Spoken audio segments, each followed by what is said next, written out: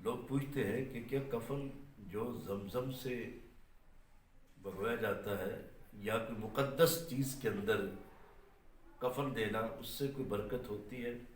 بلکہ سید الشہداء، اور میں آپ کو ان کے بارے میں بھی بتا دیتا ہوں، حضرت امیر حمزہ رضی اللہ تعالیٰ عنہ، آپ کو بھی ایک کفن جو دیا گیا تھا وہ تو کم تھا، مگر پاؤں کے اوپر گھاس ڈال دیا گیا تھا۔ تو آقا علیہ السلام نے فرمایا میرے چچے کا سر ڈھانپ دو اور پاؤں میں گھاس ڈال دو۔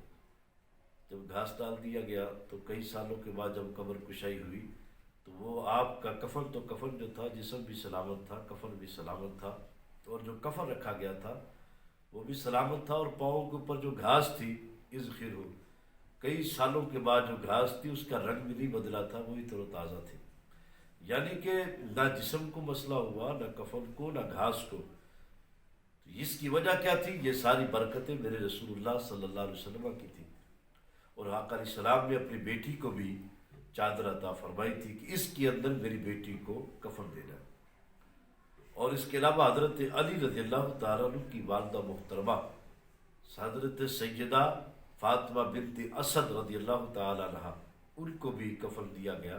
میرے آقا علیہ السلام نے اپنی قمیض مبارک دی تھی اور فرمایا تھا علی اس قمیض کے اندر میری والدہ کو، حضور نے اپنی والدہ کے بعد حضرت علی کی والدہ کو اپنی والدہ فرمایا۔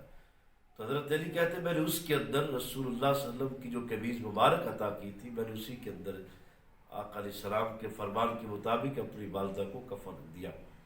یعنی اس کی برکتیں ہیں اور برکات ہوتی ہے، اور اس سے یہ بھی ثابت ہوا جسے اللہ چاہے مرنے کے بعد محمد عربی کے غلاموں کا کفن واقعی میلا نہیں ہوتا اور نہ ان کے جسم خراب ہوتے۔ ہزاروں واقعات ہم نے اپنی آنکھوں سے دیکھے ہیں کہ ان کے جسم بھی سلامت رہے اور کفن بھی سلامت رہے۔ یہ رب جسے چاہے رکھ سکتا ہے، جسے چاہے اللہ یہ پروٹوکول دے سکتا ہے۔